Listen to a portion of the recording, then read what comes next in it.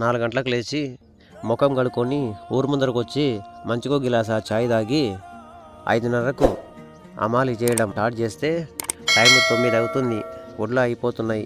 మా వాళ్ళకైతే ఆకలి అవుతుందని అంటున్నారు.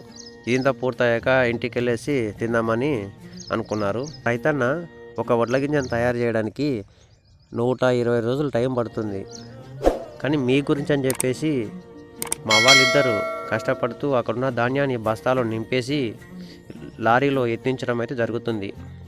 ఈ లారీలో నింపిన ధాన్యాన్ని మీ దగ్గరున్న కిరాణా షాప్కు రావడానికి సుమారుగా 5 నుంచి 6 రోజులు టైం అయితే పడుతుంది. మీరు ఈ వీడియో చూస్తున్నందుకు మీకు అబ్సల్యూట్లీ ఫ్రీ. కాబట్టి ఒక సబ్స్క్రైబ్ చేసి, ఒక లైక్ చేసి, ఒక కామెంట్ చేయొచ్చు కదా. ఇలాంటి వీడియోస్ మరిన్ని పెట్టడానికి నాకు కొంచెం హెల్ప్ఫుల్గా ఉంటుంది. Thank you for watching. జై కిసాన్, జై జవాన్.